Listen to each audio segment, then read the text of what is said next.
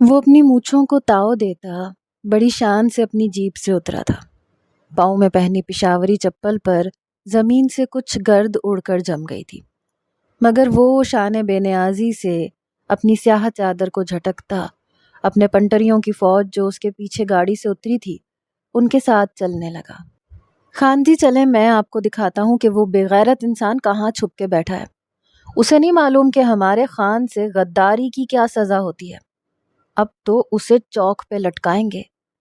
گلو جو کہ ازبک خان کا ایک خاص پنٹر تھا، بڑے فخر سے اس کے ہمراہ چلنے لگا، جیسے ملک کے کسی بڑے ڈان یا سیاست دان کے ساتھ چل رہا ہو، کیونکہ ازبک ان سب پنٹریوں کے لیے واقعی کسی ڈان سے کم نہ تھا جو کسی بھی وقت کسی کا بھی تختہ ایک لمحے میں الٹ سکتا تھا، اور آج جس کا تختہ الٹایا جانا تھا وہ اس کے خفیہ ٹھکانے پہ موجود تھے۔ گلو زیادہ بک بک نہ کر، کام پہ فوکس کر۔ آج وہ کسی صورت بھی ہاتھ سے جانا نہیں چاہیے، اور سن لو تم سب میری بات کان کھول کر۔ وہ ایک دم پیچھے پلٹا تو باقی سارے گنڈوں کے ٹولے کو جیسے بریک لگ گئی۔ وہ سانس روک کے اس کا نیا حکم سننے لگے۔ اس کے ٹھکانے کو چاروں طرف سے گھیرا ڈال لو، اور تم شیرو، تیرا خون بڑا جوش مارتا ہے، اندھا دھند گولیاں چلانے میں بڑا ماہر ہے، جیسے تیری ماں نے تجھے جنم دیتے وقت گولیوں کا پورا گودام نگل لیا تھا۔ وہ مجھے زندہ چاہیے، ہر صورت میں زندہ۔ وہ اپنی انگلی شیرو کے سینے پہ ٹکائے بولا، اس کے پاس بڑی اہم معلومات ہیں۔ مجھے اس سرغنہ کے ٹھکانے تک پہنچنا ہے جس نے ہمارا سارا مال ہڑپ کر لیا ہے۔ ایک ایک پائی کا حساب اس کی 7 نسلیں بھی چکائیں گی۔ اس نے ازبک خان کے ساتھ غداری کر کے منٹو کے ساتھ یاری بنا لی۔ اب دیکھنا ان سب کا کیا حشر کرے گا تیرا یہ خان۔ اب جاؤ تم لوگ اسے لے کے آؤ، میں ذرا وہ سامنے والے ڈھابے سے ایک کڑک چائے پی کے آتا ہوں۔ وہ اپنے بالوں کی لٹوں کو چہرے سے ہٹا کے بولا، اور مونچھوں کو تاؤ دیتا پوری ذمہ داری اپنے پنٹڑیوں کو سونپ کر سامنے بنے ڈھابے کی جانب بڑھنے لگا۔ کل رات دیر تک سوچنے کی وجہ سے اس کا دماغ پھٹنے کے قریب تھا۔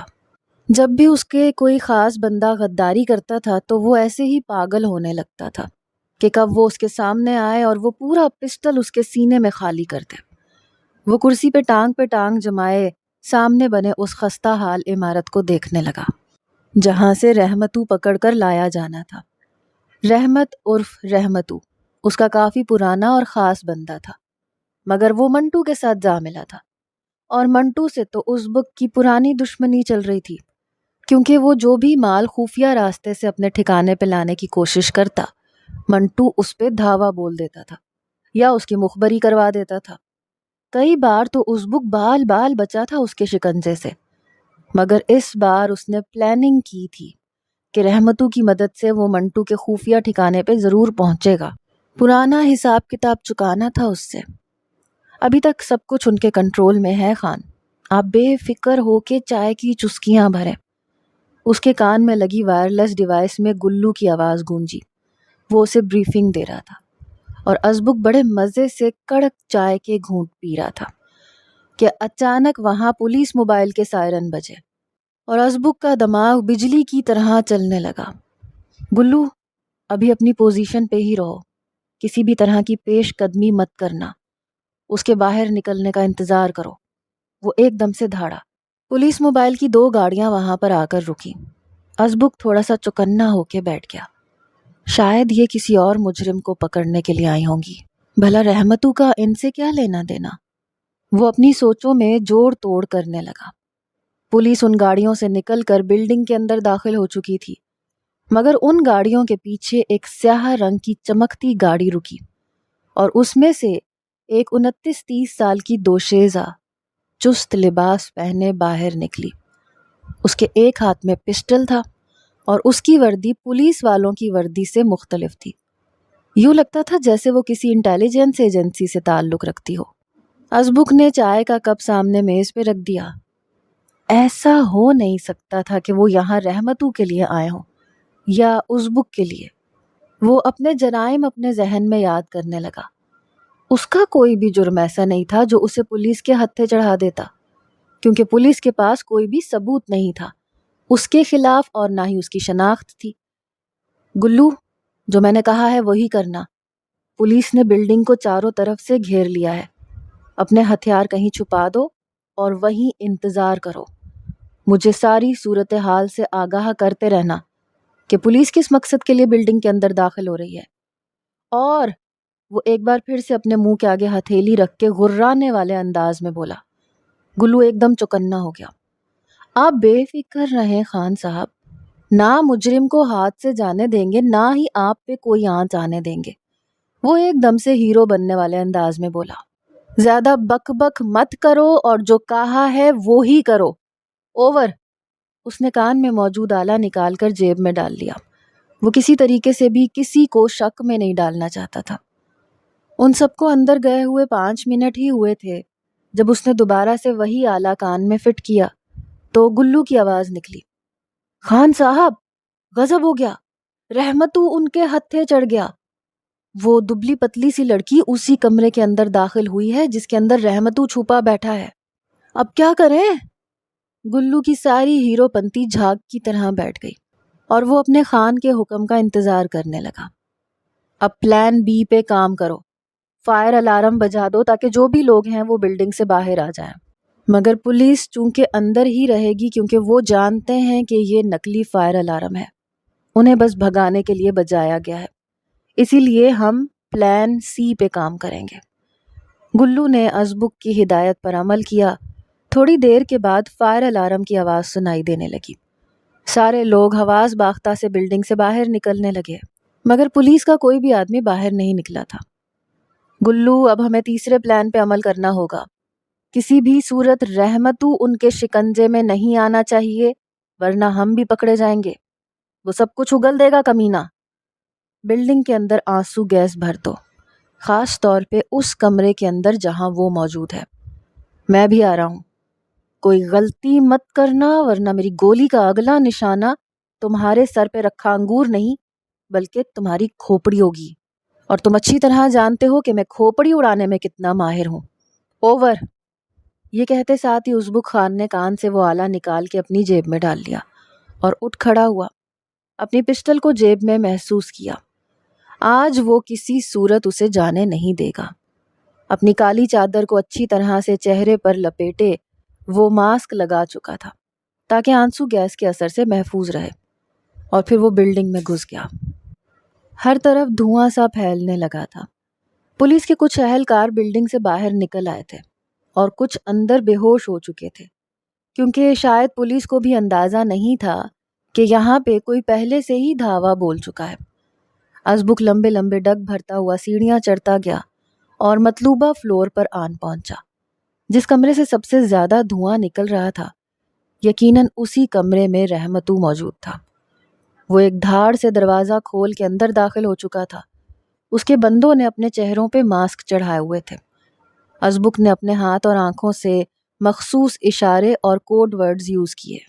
شیرو، رامو اور صبور اس کا اشارہ سمجھتے ہوئے نیچے جانے لگے۔ انہیں گاڑیاں اسٹارٹ کر کے رکھنی تھی اور بچی کھچی پولیس کو اپنے پیچھے لگانا تھا تاکہ پولیس انہیں اصل مجرم سمجھتے ہوئے ان کے پیچھے بھاگ جائے اور وہ آرام سے رحمتو کو لے کر بلڈنگ سے نیچے گاڑی تک چلے جائیں۔ یہی پلان تھا، مگر اس پلان میں ایک ایسی چیز تھی جو کہ بالکل غیر متوقع تھی، اور وہ تھی 29-30 سال کی وہ سپر اسمارٹ سی گرل جو چہرے پہ ماسک لیے رحمتو کی کن پٹی پہ بندوق تانے سامنے ازبک خان کو دیکھ رہی تھی۔ اس کی ہرنی جیسی آنکھوں سے آنسو تیر رہے تھے کیونکہ دھواں اس کی آنکھوں میں گھستا چلا جا رہا تھا۔ ازبک ایک دم ٹھہر سا گیا۔ کمرے میں وہ صرف 3 افراد موجود تھے۔ وہ تنے ہوئے اعصاب لیے اسے گھور رہی تھی اور ضرورت سے زیادہ شاطر نکلی تھی۔ ایک قدم بھی آگے بڑھایا تو یہ گولی اس کی کھوپڑی کے آر پار کر دوں گی، وہ سخت لہجے میں بولی تو ازبک نے ایک کہا بلند کیا۔ ایک کیا، پوری کی پوری بندوق اس کی کھوپڑی میں خالی کر دو، کیونکہ یہ میرے چچا کا بیٹا نہیں ہے، میں اسے بچانے نہیں آیا، میں تو خود اس کی کھوپڑی کو اڑانے آیا ہوں، مگر یہ کام تم کر لو۔ ازبک نے ایک دم جیسے سرنڈر کرنے والا انداز اپنایا۔ زیادہ چالاک بننے کی کوشش مت کرو، تم جیسے 2 ٹکے کے گنڈوں کو میں روز ہی ڈیل کرتی ہوں۔ बंदूक नीचे फेंक दो वरना अगली गोली तुम्हारे सीने के आर पार होगी। अजबुक ने एकदम से पिस्तौल नीचे फेंक दिया और दोनों हाथ ऊपर उठा लिया। शौक से चलाओ, मेरा पूरा का पूरा सीना भून डालो, मगर मुझे थोड़ा सा शक है क्योंकि मुझे लगता है तुम्हारी पिस्टल खाली है, बिल्कुल हुकूमत के खजाने की तरह। अगर इसमें गोली है भी तो तुम्हें उसका हिसाब देना होगा। मगर मुझे अपनी बंदूक से चलने वाली किसी भी गोली का हिसाब नहीं देना पड़ता। ये कहते साथ ही वो एकदम बिजली की तेजी से उस पे झपटा, मगर वो लड़की जरूरत से ज्यादा तेज थी। अजबुक का एक बाजू मड़ोड़ के उसकी पुश्त पे किया और उसके पीछे खड़ी होकर कनपटी पे पिस्टल रख दी। मैंने कहा ना, तुम जैसे अड़ियल घोड़ों को मैं एक दिन में कई बार हैंडल करती हूँ, यही मेरा काम है। और रही बात पिस्टल में गोली ना होने की, तो मैं अभी ट्रिगर दबा देती हूँ, मगर शायद यकीन आने तक तुम होश की दुनिया में ना रहो। सोच लो, जिंदगी एक ही बार मिलती है। वो उसके कान में हल्की सी सरगोशी करके बोली तो अजबुक को मजा दे गई। पहली बार वो अपनी जैसी किसी जी जान लड़की से टकराया था, वरना उसके नजदीक तो लड़कियां बिल्कुल नाजुक सी कांच के टुकड़े जैसी होती हैं, जो जरा सा फूल मारने पे टूट फूट जाती हैं। आई लाइक इट, वो मुंह में बुड़बुड़ाया। मगर वो लड़की चाहे जितनी भी ट्रेंड शुदा हो, अजबुक जैसे मजबूत मर्द को कब तक काबू कर सकती थी। इसलिए अजबुक ने एक झटके से उसके हाथ से पिस्टल पकड़ी और दूर फेंक दी और पीछे मुड़कर उस लड़की को अपने मजबूत शिकंजे में कस लिया। इससे पहले कि वो अजबुक के पेट पे लात मारती, वो उसे पूरी तरह अपने बस में कर चुका था। उसने जल्दी से अपने जेब से एक रुमाल निकाला, दूसरे हाथ से लड़की का मास्क खींच के उतारा और रुमाल उसकी नाक पे रख दिया। तो उसकी हिरनी जैसी आंखें पहले हैरत से पूरी खुल गईं और फिर बंद हो गईं, यूं जैसे उसके जिस्म में जान ना रही हो अपने दिफा करने के लिए भी। वो फर्श पे ढेर हो गई। रहमत तो कब का फर्श पे बेहोश होके गिर पड़ा था। अजबुक ने कान में लगे आले की मदद से गुल्लू को ग्रीन सिग्नल दिया। मेरे पास एक नहीं बल्कि दो दो मुजरिम फर्श पे ढेर पड़े हैं, मुझे तुम्हारी मदद की जरूरत है। मगर खान साहब, हमें तो सिर्फ रहमतू को पकड़ना था ना, दूसरा कौन है? गुल्लू, अपने छोटे से दिमाग पे ज्यादा जोर मत दिया करो, किसी दिन फट जाएगा। जो कहा है वो करो, ओवर। अजबुक का इरादा बदल चुका था। उसे ये लड़की अब अपने ठिकाने पे चाहिए थी ताकि इसका दिमाग कुछ ठिकाने पे लगा सके। वो नहीं जानता था कि इसके नताइज क्या निकलने वाले हैं, मगर फिलहाल तो सिर्फ अपने दिल की सुनना चाहता था, जो इस पटाखा सी लड़की के लिए ना जाने अपनी लय बदल चुका था। खान साहब, लगता है आंसू गैस आपके दिमाग पे चढ़ गई है। भला इस एटम बम को साथ लाने की क्या जरूरत थी? ये तो हम सबको उड़ा देगी और आप इसे अपने ठिकाने पे लेके जा रहे हैं। होश के नाखुन लें खान साहब जी। गुल्लू अपनी बेइज्जती करवा के भी चुप नहीं हो रहा था। उसे ये बात हजम नहीं हो रही थी कि एक इंटेलिजेंस अफसर उनके ठिकाने पे जा रही है। आखिर खान जी के दिमाग को हुआ क्या है? मगर उस वक्त वो अपनी धुन में सीटी बजाते हुए गाड़ी चला रहा था, यूं जैसे लाउबाली से आशिकों को नया नया इश्क का बुखार चढ़ता है और वो अपनी हरकतों से दूसरों को भी शक में डाल देते हैं। गुल्लू, लगता है तुम्हारी जुबान काटनी पड़ेगी। दिमाग तो वैसे ही नहीं चलता, ये टर चलती जुबान भी हलक से खींच लूंगा। मेरा दिमाग पहले ही गर्म है, इसे मजीद गर्म ना करो। वो बदमजा सा हुआ। आज तो एक तीर से दो दो शिकार किए थे उसने।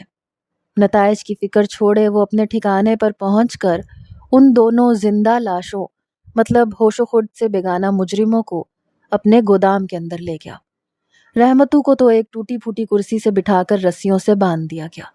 ये एक खस्ता हाल सी इमारत थी जो शहर की हदूद से काफी दूर थी, इसलिए यहाँ पर किसी पुलिस वगैरह के आने का कोई खतरा नहीं था। वो लड़की को यहाँ लाने से पहले अच्छी तरह से चेक कर चुका था, क्योंकि इंटेलिजेंस ऑफिसर्स अपने साथ सिग्नल्स का पिटारा लिए घूमते हैं। वो उसकी रिस्ट वॉच, नेकलेस, मोबाइल और हर धाती चीज उससे अलग कर चुका था और उसे जाया कर दिया था। अब वो बिल्कुल किसी भी खतरे से खाली थी, मगर वो बजाते खुद एक बहुत बड़ा खतरा थी। ये बात वो भी जानता था, पर खतरों से खेलना तो उसका बचपन का मन पसंद मशगला था, इसलिए वो बेफिक्र था। شیرو، اس رحمتے کو ذرا ہوش میں لاؤ، اس کے ہوش ٹھکانے لگاتا ہوں میں۔ وہ اس لڑکی کو اپنے کندھے پہ لادے دوسرے کمرے کی طرف بڑھنے لگا، جس کے اندر ایک پلنگ رکھا تھا جہاں وہ کبھی کبھی خود آرام کر لیا کرتا تھا۔ اس نے آہستہ سے اسے خود سے الگ کر کے پلنگ پہ لٹا دیا۔ اس کا چہرہ واضح ہوا تو وہ چند لمحوں کے لیے جیسے مبہوت رہ گیا۔ اتنے حسین چہرے کو تو کسی فلم کی اسکرین پہ ہونا چاہیے تھا، یہ ان چکروں میں کیسے پڑ گئی؟ پاگل لڑکی۔ وہ منہ میں بڑبڑاتا، اس کی لٹ چہرے سے ہٹاتا، اس کے اندر کھوس آ گیا۔ خان جی، رحمتو کو ہوش آ گیا۔ گلو ایک دم ایکسائٹڈ سا دندناتا ہوا کمرے میں آیا تو وہ ناگواری سے اسے دیکھنے لگا۔ گنڈا گردی میں بھی انسان کو اخلاقیات کے سبق نہیں بھولنے چاہیے گلو۔ تمہیں کس نے کہا ہے کہ ایک لڑکی کے کمرے میں یوں منہ اٹھا کے چلے آؤ؟ اسے جیسے اس کا منہ اٹھا کے آنا برا لگا۔ ارے خان صاحب، آپ تو جیسے بڑے ہی اخلاقیات میں پی ایچ ڈی کر کے بیٹھے ہیں، ایک سراسر غیر لڑکی کو باہوں میں اٹھا کے اپنے ٹھکانے پہ لے آئے جیسے یہ آپ کی گمشدہ بہن ہے۔ گلو اپنے پورے دانت نکال کے بولا تو ازبک کو تو جیسے آگ لگ گئی۔ بہن ہوگی تیری، زیادہ ٹر نہ کر اور جا، آتا ہوں میں۔ وہ ایک نظر اس حسین دوشیزہ پہ ڈالتے ہوئے لمبے لمبے ڈگ بھرتا کمرے سے باہر آ گیا۔ رحمتو آنکھیں پھاڑے اپنے سامنے کھڑے موت کے اس فرشتے کو دیکھ رہا تھا جسے ازبک خان کے نام سے جانا جاتا تھا۔ وہ اپنی گھنی مونچھوں کو تاؤ دیتے ایک پیر اس کے گھٹنے پہ ٹکائے اس کے چہرے کے قریب جھکا۔ ویلکم ٹو ہیل رحمتو شہزادے۔ ارے میرے بچے، چھپ کے کہاں بیٹھے تھے؟ ابھی تک یہ نہیں جانتے کہ بچے چاہے جتنے بھی شرارتی ہوں، ان کا باپ ان کو لگام ڈالنا اچھی طرح سے جانتا ہے۔ تم اپنے باپ کو ہی بھول گئے ہاں؟ وہ اس کے بال مٹھیوں میں بھینچ کے اسے خود سے مزید قریب کرتا ہوا بولا۔ رحمتو کے منہ سے جھاگ نکلنے لگی، اس کا پورا وجود زلزلوں کی زد میں تھا۔ معاف کر دیں خان جی، بہت بڑی غلطی ہو گئی مجھ سے، وہ شکل پر زمانے بھر کی مسکینی سجاتے ہوئے بولا۔ غلطی نہیں رحمت علی، گناہ ہو گیا تم سے، اور تمہیں پتہ ہے میرا سب سے بڑا مسئلہ کیا ہے؟ میں تو غلطی کی بھی معافی نہیں دیتا، گناہ کی سزا تو پھر بہت بڑی ہوتی ہے۔ اس لیے یہ لاچاری اپنی منحوس شکل پر مت سجاؤ، جان سے تو تم جاؤ گے، کیونکہ خود سے دغا کرنے والوں کی سزا صرف موت ہوتی ہے۔ اب یہ تمہیں طے کرنا ہے کہ تمہیں موت دردناک چاہیے یا انتہائی دردناک۔ اس لیے جو بھی سوال کروں گا اس کا جواب بالکل سچ سچ اگل دینا۔ کیا پتہ آخری بار سچ بولنے پر اوپر والا ہی تمہیں کچھ رعایت دے دے، کیونکہ میں تو تجھے کسی قیمت پر رعایت نہیں دینے والا۔ یہ کہتے ساتھ ہی وہ وہاں سے ہٹ گیا اور ایک دم سے رحمتو کے اوپر گرم گرم پانی کی بوچھاڑ ہوئی۔ اس کا جسم جو قمیض سے نابلد تھا سرخ پڑ چکا تھا، وہ بلبلانے لگا تھا، مگر ازبک اسے شفاق نظروں سے دیکھتا رہا۔ اس سے سب کچھ اگلواؤ گلو، ورنہ یہاں ایک کے بجائے دو دو کرسیاں رکھوا دوں گا۔ ازبک گلو کو حکم صادر کرتے وہاں سے نکل گیا۔ گلو کو بھی اپنی جان کے لالے پڑ گئے، اس سر پھرے خان کا کیا بھروسہ۔ وہ اپنی تھوڑی چہرے پر ٹکائے پلنگ کے ساتھ رکھی کرسی پہ بیٹھا، ٹک ٹکی باندھے اسے فرصت سے دیکھ رہا تھا۔ جانتا تھا وہ ہوش میں آ چکی ہے مگر ڈرامہ کر رہی ہے، شاید ذہن میں جوڑ توڑ کر رہی ہے کہ اس بار ازبک خان کو کیسے پچھاڑنا ہے۔ محترمہ، آنکھیں کھول کر دیکھو، دنیا کس قدر حسین ہے۔ اس کا اشارہ شاید اپنی جانب تھا جو اس کے سامنے ہی بیٹھا تھا۔ میری آنکھیں کھل گئیں تو تمہاری دنیا بدصورت ترین ہو جائے گی۔ وہ منہ میں بڑبڑائی اور ایک دم جھٹکے سے اٹھی اور ازبک پہ حملہ کر دیا۔ حملہ اتنا اچانک تھا کہ کرسی ایک دم سے زمین بوس ہو گئی اور کرسی کے ساتھ وہ بھی نیچے گرا، اور وہ پھرتیلی سی لڑکی اس کے اوپر تھی۔ اس کے سینے پہ دونوں گھٹنے رکھے اپنے دونوں ہاتھوں سے اس کے چہرے کو اپنے ناخنوں سے نوچ رہی تھی۔ مردوں سے لڑائی کرنے کا یہ طریقہ بالکل بھی مناسب نہیں، جنگلی بلی۔ یہ کہتے ساتھ ہی ازبک اس کی دونوں کلائیاں زور سے بھینچے اپنے قریب کرنے لگا۔ ان دونوں کے چہرے آپس میں ٹکرائے۔ تمہیں کھلا چھوڑ کے میں نے شاید غلطی کی۔ وہ ایک دم سے اسے فرش پہ لٹائے اس کے اوپر جھکا جو خون خوار نظروں سے اسے دیکھ رہی تھی۔ اور مجھے یہاں لا کے تم نے غلطی نہیں گناہ کیا ہے، جس کی سزا تمہیں جہنم میں جانے کی صورت میں ملے گی، کیونکہ بہت جلد میرے رشتہ دار تمہارے تعاقب میں آئیں گے۔ وہ جیسے غرائی تھی۔ ایسا کرو، رشتہ داروں کے ساتھ اپنے ماں باپ کو بھی انوائٹ کر لو، کیونکہ بہت جلدی ہمیشہ کے لیے میں تمہیں اپنے نام کرنے والا ہوں، اور اس شبھ موقع پر تمہارے گھر والوں کی شمولیت بھی ضروری ہے۔ ان کا اکٹھا استقبال کروں گا میں۔ وہ اس کے بے انتہا قریب آتے ہوئے بولا۔ دونوں کی اتھل پھتل ہوتی سانسیں ایک دوسرے سے ٹکرا رہی تھیں۔ ایک گینگسٹر اور دوسری انٹیلیجنس آفیسر، کیا جوڑی بنے گی ہماری؟ وہ جیسے سوچ کے ہی مزہ لے رہا تھا۔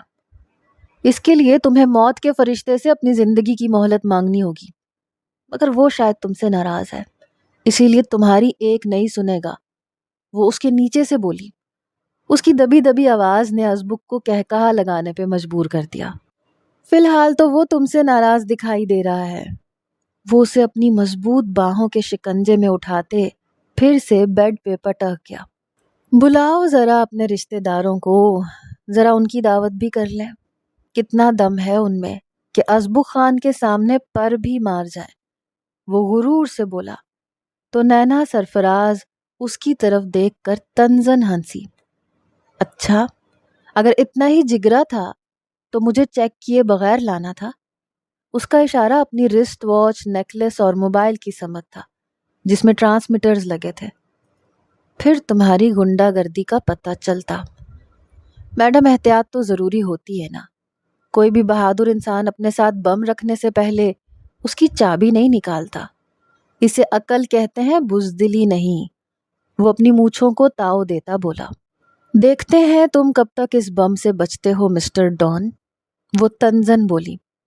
ویسے تمہارے پاس موقع تھا اس مجرم کو اچکنے کا، تو پھر مجھے ساتھ کیوں لے کر آئے؟ کیا ڈر نہیں لگتا ہم پولیس والوں سے؟ نینا وہ سوال کر گئی جو اسے سب سے پہلے پوچھنا تھا۔ وہ واقعی جاننا چاہتی تھی کہ بھلا کون گنڈا پولیس والوں کو اپنے خفیہ ٹھکانے پہ لاتا ہے۔ یہ تو آ بیل مجھے مار والی بات ہوئی۔ ازبک کچھ پل مبہوت سا اس کھڑی ناک والی مغرور لڑکی کو دیکھے گیا۔ دل آ گیا تھا تم پہ، اس لیے ساتھ لے آیا۔ وہ اس کے چہرے کے قریب اپنا چہرہ کیے بولا۔ تو تم نے اپنے سینے میں آگ بھرنے کی ٹھان لی ہے مسٹر ڈان۔ اب دیکھو کیا حشر کرتی ہوں تمہارا۔ وہ بھی اس کی آنکھوں میں دیکھتے ہوئے پھنکارتے ہوئے بولی۔ آگ سے کھیلنا تو میرا بچپن کا مشغلہ ہے مس نینا سرفراز، مگر میں یقین سے کہتا ہوں کہ یہ کھیل بہت دلچسپ بننے والا ہے۔ ازبک خان نے اسے اس کے نام سے پکارا۔ وہ چونکی نہیں تھی کیونکہ وہ جانتی تھی کہ اس کے گلے میں موجود کارڈ، جو کہ اب اس کے پاس نہیں تھا، وہاں سے وہ تمام معلومات لے چکا ہے۔ افسوس کہ تم میرے نام اور عہدے کے علاوہ میرے بارے میں کچھ نہیں جانتے مسٹر، مگر جلد جان لو گے۔ وہ بغیر کسی ڈر اور خوف کے بولی تو ازبک کو جیسے مزہ آیا تھا۔ نینا وہ انتہائی شاطر اور چالاک لڑکا ہے، آج تک اس نے اپنی مخبری نہیں ہونے دی۔ تم اکیلی وہاں نہیں جاؤ گی بس۔ آفیسر شرجیل نے نینا کو تنبیہ کی تو وہ اپنے دونوں بازو سینے پہ باندھ کے اسے دیکھنے لگی۔ کیا تمہیں کوئی شک ہے میری ایبیلٹیز پہ؟ میں پورے 2 سال روسی فوج کے ساتھ رہی ہوں، بڑے بڑے غنڈوں کو پکڑا ہے میں نے، تو پھر یہ ازبک خان میرے لیے کیا چیز ہے؟ افسوس ہے شرجیل کمال مجھے تم پر کہ تم مجھے اتنا کلولس سمجھتے ہو۔ وہ الٹا اس سے ناراض ہو گئی۔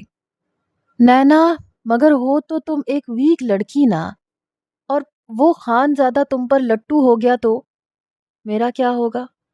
شرجیل کا اصل مسئلہ زبان پہ آ ہی گیا تھا، جس پہ نینا نے ایک جاندار کہکہا لگایا۔ Oh come on Sharjeel Kamal, don't act like a baby.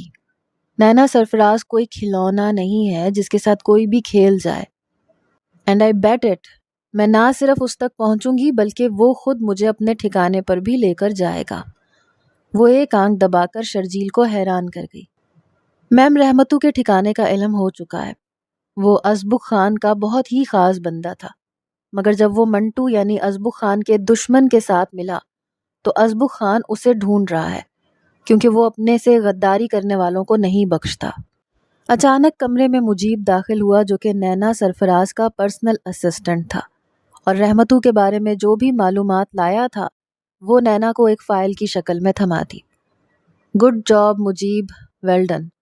اب تم نے بس اس بلڈنگ پہ نظر رکھنی ہے جہاں وہ پناہ گزین ہے۔ جیسے ہی وہاں ازبک کے بندوں کے آنے کی اطلاعات ملیں تو مجھے گرین سگنل دے دینا، میں پولیس کو لے کے وہاں پہنچ جاؤں گی۔ ازبک بھی وہیں ہوگا، مجھے یقین ہے۔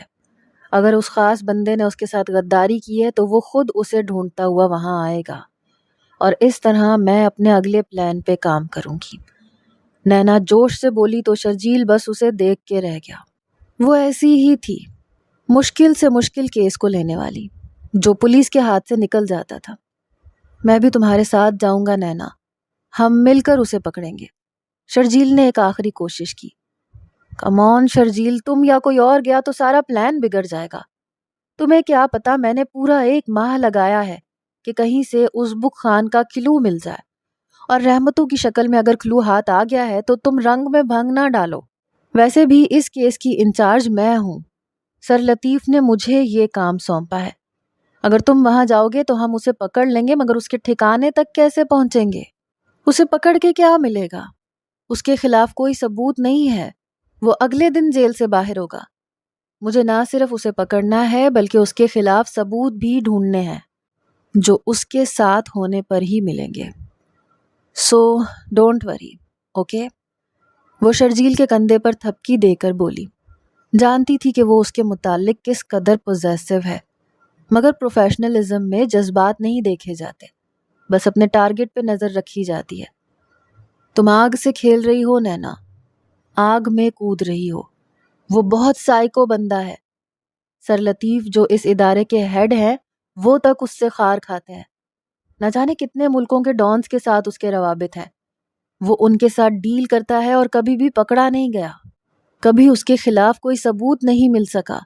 ہمیشہ وہ پولیس کی ریڈ کرنے سے پہلے ہر چیز کلین کر دیتا ہے۔ کین یو امیجن کہ ایسے بندے کے ٹھکانے پہ جاؤ گی تم اکیلی؟ میں کیسے ڈھونڈوں گا تمہیں، بولو؟ وہ جیسے پھٹ پڑا۔ تم مجھے اس سے ڈھونڈو گے شرجیل۔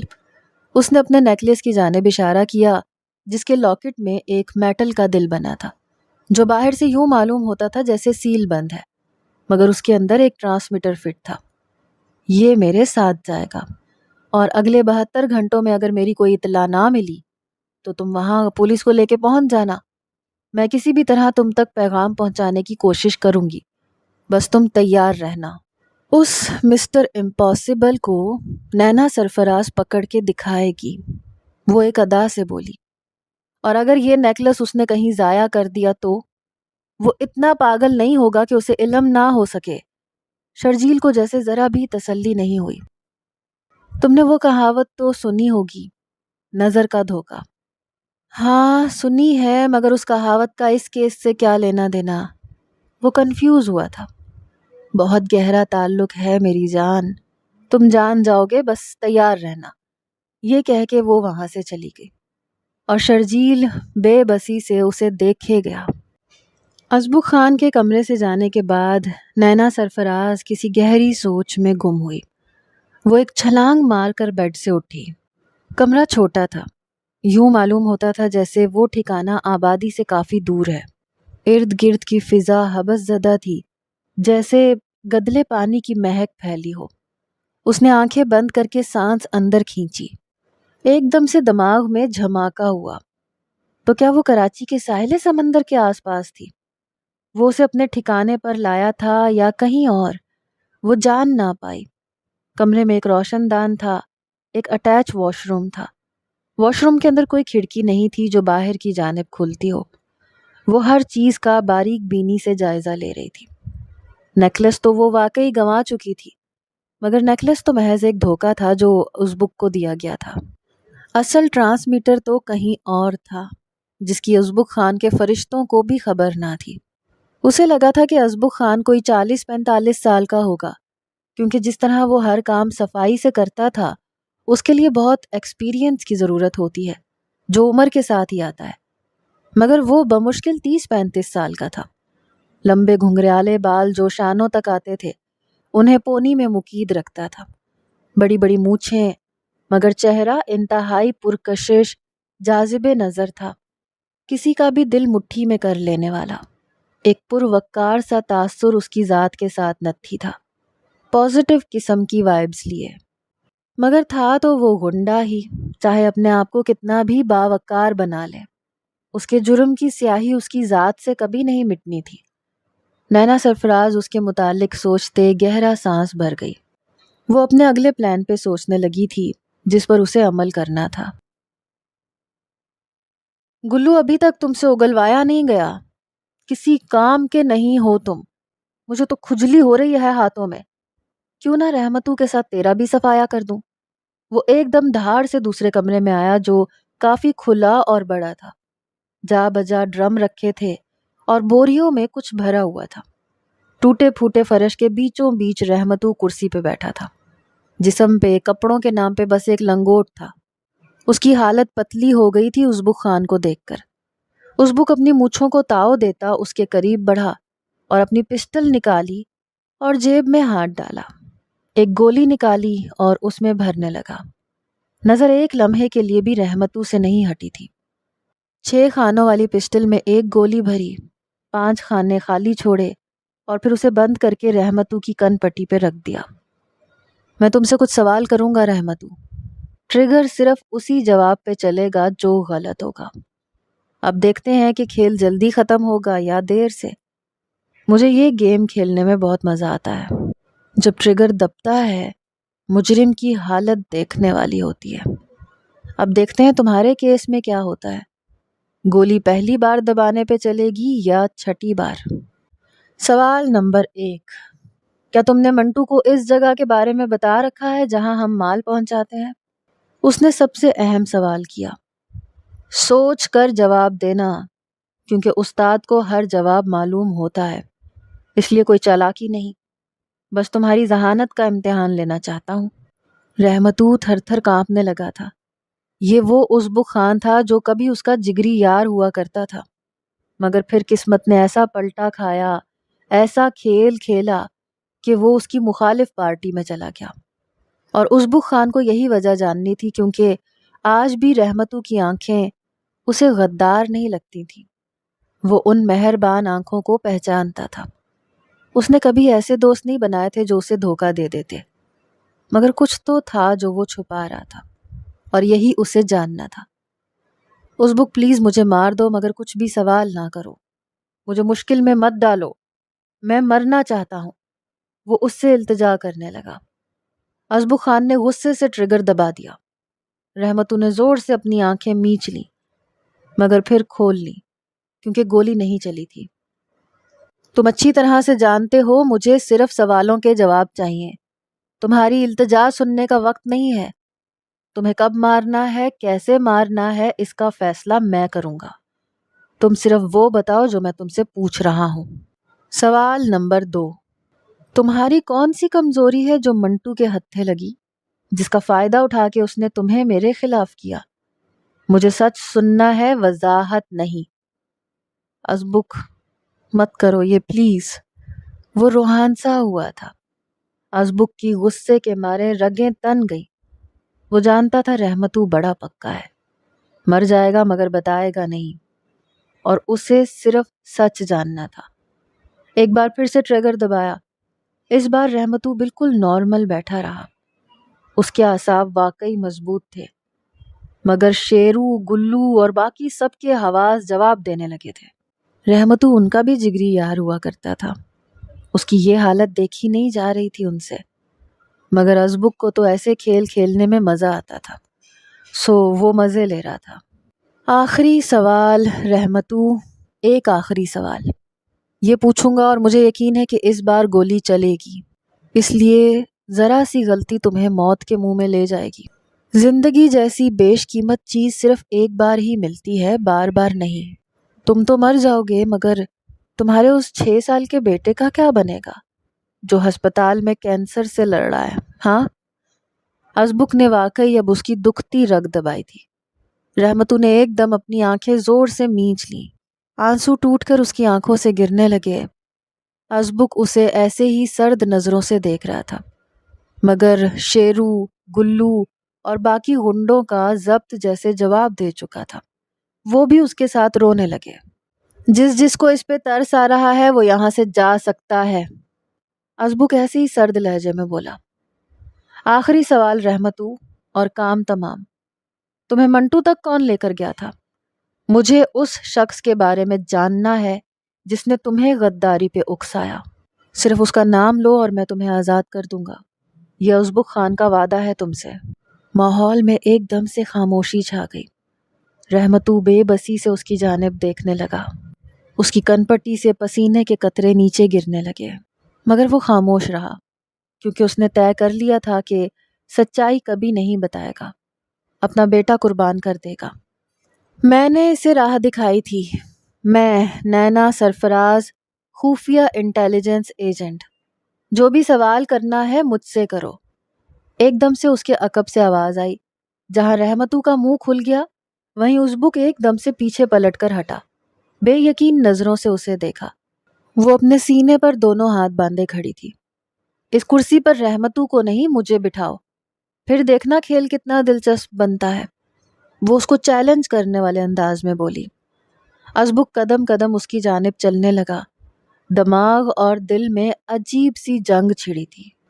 وہ نازک سی لڑکی جو اندر سے فولاد تھی اور ازبک کو جلا کر راکھ کر دینے کی طاقت رکھتی تھی۔ اسے یہاں لانا واقعی کسی خطرے سے خالی نہیں تھا، مگر اب تو وہ اس بات میں بھی شک میں مبتلا تھا کہ واقعی وہ اسے یہاں لایا تھا۔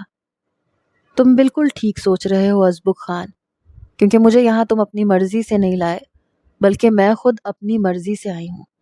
وہ اپنے سینے پر انگلی رکھتے بولی تو ازبک نے بے اختیار کہا لگایا، ارے یہ تو اور بھی اچھا ہو گیا نینا کہ تم میری دنیا میں خود چل کے آئی ہو۔ اب ظاہر ہے کچھ دن تو مجھے مہمان نوازی کے دو گی نا۔ وہ معنی خیز نظروں سے اسے دیکھتا ہوا بولا۔ پہلے تم وعدہ کرو ازبک خان کہ مجھے اپنی اس خوبصورت اور پراسرار دنیا کی سیر کرواؤ گے۔ وہ بالکل اچھے دوستوں کی طرح بولی۔ ان کی یہ باتیں ازبک خان کے پنٹروں کو حواس باختہ کرنے کو کافی تھی۔ ازبک نے اپنی جان تو خطرے میں ڈالی ہی تھی، ساتھ انہیں بھی لے ڈوبے گا۔ نہ صرف سیر کرواؤں گا بلکہ تمہیں اس دنیا کا حصہ بھی بناؤں گا، ہمیشہ کے لیے۔ یہ ازبک خان کا تم سے وعدہ ہے؟ وہ اس کے مزید قریب آ کر سرگوشی میں بولا تو پہلی بار نینا کو اس سے خوف محسوس ہوا تھا۔ شرجیل کی باتیں اس کے کانوں میں گونجنے لگی۔ تم ہو تو ایک لڑکی ہی نا، اور ازبک خان کا تم پر دل آ گیا تو میرا کیا ہوگا؟ اس کے دماغ میں شرجیل کی بات گونجی، مگر وہ چہرے پہ مصنوعی مسکراہٹ سجا کے بولی، دیکھتے ہیں۔ کراچی کا ساحل سمندر رات کے اس وقت بہت سارے اسرار لیے ہوئے تھا، اور بہت سارے اسرار تو اس ساحل کی پٹی پر چلنے والے ان دونوں لوگوں کی آنکھوں میں بھی چھپے تھے، جو شاید سمندر سے بھی گہرے تھے۔ ازبک خان نینا کے سنگ ننگے پیروں سے چل رہا تھا۔ آج نینا کو یہاں پر آئے دوسرا دن تھا، یعنی 24 گھنٹے ہو چکے تھے، مگر وہ اسے سوائے ساحل پہ لانے کے اور کہیں نہیں لے کر گیا تھا۔ نینا کو ازبک کو یہاں سے نکالنا تھا کسی بھی طرح، ورنہ پلان کامیاب نہ ہو پاتا۔ اس کے دماغ میں پلاننگ چل رہی تھی، مگر وہ بظاہر نارمل لہجے میں بولی، ازبک خان تم ڈرتے ہو نا مجھ سے؟ ایک نہتی لڑکی بھلا تمہیں کیا نقصان پہنچائے گی، بولو؟ وہ ایک دم اس کے سامنے کھڑی ہو گئی۔ ازبک کے چلتے پیروں کو بریک لگ گئی۔ وہ جو سگریٹ کا دھواں ارد گرد چھوڑنے کی سوچ رہا تھا، جو اس کے منہ میں بھرا تھا، ایک دم سے وہ نینا کے چہرے پہ پھینک گیا۔ اف، زہر لگتے ہیں مجھے سگریٹ پینے والے۔ وہ ناک پہ ہاتھ رکھے کھانستے ہوئے بولی، ابھی تو تم نے صرف سگریٹ پیتے دیکھا ہے مجھے جانے من، میں اور بھی بہت کچھ کرتا ہوں جو تمہیں زہر ہی لگے گا، مگر اس کے باوجود تمہیں اس حقیقت کو قبول کرنا ہوگا اور میری شرط ماننی ہوگی۔ اس کے بعد جہاں جہاں کہو گی میں تمہیں لے چلوں گا۔ وہ اسے زج کرنے والے انداز میں بولا تو نینا لمحے بھر کو اسے دیکھتی رہی۔ ایسا بھی کیا تھا اس میں؟ کیوں وہ اپنی طرف کھینچتا تھا جیسے چاند لہروں کو کھینچتا ہے؟ وہ زیادہ دیر تک اس کی آنکھوں میں نہیں دیکھ سکتی تھی، آخر وہ ایک گینگسٹر تھا اور اسے اپنا مقصد نہیں بھولنا تھا۔ اس کے پاس صرف 48 گھنٹے تھے اس کے بارے میں جاننے کے لیے، اور ابھی تک وہ کچھ بھی نہیں جان پائی تھی۔ جہاں اس نے نینا کو رکھا تھا وہ بالکل عام سی جگہ تھی، ایک گودام سا بنا ہوا تھا جس میں اناج رکھا گیا تھا۔ وہ اپنے آپ کو تاجر کہتا تھا۔ اس نے اپنا یہ کور بنایا ہوا تھا کہ وہ گندم اور چاول سمندری راستے سے ایکسپورٹ کرتا ہے دوسرے ملکوں میں، اور اس چیز کے ثبوت بھی اس کے پاس موجود تھے۔ بہت سارے بڑے بڑے تاجر اس کے کلائنٹس تھے۔ نینا اس کے اصل ٹھکانے پہ پہنچنا چاہتی تھی، اسے مزید قریب سے جاننا چاہتی تھی، مگر ازبک کی شرط کڑی تھی، وہ اسے کسی صورت نہیں مان سکتی تھی۔ سگریٹ پینے کے علاوہ اور کیا کیا کرتے ہو؟ وہ نارمل انداز میں پوچھنے لگی۔ شراب پیتے ہو؟ بالکل پیتا ہوں، روز پیتا ہوں، پانی کی طرح۔ وہ ڈھٹائی سے اپنے جرائم کا اعتراف کر رہا تھا اس کے سامنے۔ مگر کل سے نہیں پی تم نے؟ تم سامنے ہو تو کسی اور نشے کی ضرورت ہی نہیں، وہ اس کی آنکھوں میں دیکھتا ہوا بولا۔ نینا کے دل کو کچھ ہوا تھا، مگر وہ نارمل رہی۔ شیشہ بھی پیتے ہو؟ ہاں، کبھی کبھار دوستوں کے ساتھ پی لیتا ہوں، وہ سگریٹ کا لمبا کش لے کے بولا۔ بھتہ خوری کرتے ہو؟ وہ سوال در سوال کرنے لگی۔ نہیں، وہ نہیں کرتا، ایسے ہی کسی کا حق مارنا پسند نہیں ہے مجھے، وہ بے نیازی سے بولا۔ اوہ ریلی؟ چلو، کوئی تو جرم ہے جو تم سے سرزد نہیں ہوا، وہ طنزاً بولی۔ ویسے بڑا فخر ہے تمہیں اپنے جرائم پہ، کبھی شرم نہیں آئی تمہیں خود پہ؟ شرم میں ماں کے پیٹ میں چھوڑا تھا، میری ڈکشنری میں ایسے نام کا کوئی لفظ نہیں، وہ گہری نظریں اس کے وجود پر چھوڑتا ہوا بولا۔ کچھ لمحے کے لیے تو وہ بھی لاجواب ہو گئی، پھر بولی، مجھے تمہاری شرط منظور ہے، میں تم سے نکاح کے لیے تیار ہوں، مگر سوچ لو، میں پولیس والی ہوں، اگر مجرم میرا شوہر بھی ہوا تو کوئی رعایت نہیں کروں گی، تمہیں تختہ دار پہ لٹکاؤں گی، وہ صفاقی سے بولی تھی، مگر وعدہ کرو کہ اپنے ہاتھوں سے ہتھکڑی پہناؤ گی، قسم سے خوشی خوشی لٹک جاؤں گا۔ اور نینا سرفراز ایک دم اس سے دور ہٹنے لگی، کیونکہ اس کے قریب رہنے سے اپنے ارادے کی مضبوطی کی گارنٹی نہیں تھی۔ آپ کب سے لڑکیوں کے چکر میں پڑ گئے خان جی؟ عورت سب سے بڑا فتنہ ہوتی ہے، تباہ و برباد کر کے رکھ دے گی آپ کو۔ گلو اپنے گیان جھاڑا تھا، جب سے اسے علم ہوا تھا کہ ازبک خان نینا کو اپنے فارم ہاؤس لے جانے کی تیاریوں میں ہے، اسے کسی پل چین نہیں آ رہا تھا۔ ازبک جو لبوں پہ مسکراہٹ سجائے اپنے پنٹروں کو حکم دیتا اندر کی جانب بڑھنے لگا تاکہ نینا کو باہر لا کر گاڑی میں بٹھا سکے، گلو کی بات سن کر ایک پل ناگواری سے اسے دیکھنے لگا۔ کم از کم شکل اچھی نہ ہو تو بندہ بات ہی اچھی کر لیتا ہے، بڑی مشکل سے وہ نکاح پہ مانی ہے۔ تو رنگ میں بھنگ نہ ڈال، چل گاڑی اسٹارٹ کر، اور کاغان کو اطلاع دے دی تھی نا تو نے کہ فارم ہاؤس کو بالکل دلہنوں کی طرح سجا دے، اور قاضی کو بلوا لے وقت پر، یہ مولوی حضرات بھی نہیں ملتے پھر، وہ گلو کو بول کر اندر جانے لگا۔ گلو اپنا سر پکڑ کے رہ گیا۔ ارے یہ ہمارے خان صاحب تو جائیں گے جیل، اور ہمیں بھی ساتھ لے کر جائیں گے، کوئی سمجھاؤ انہیں، مت ماری گئی ان کی، بھلا ایک گھر میں شیر اور بکری کیسے رہ سکتے ہیں؟ وہ ابھی اسی سوچ میں اٹکا تھا۔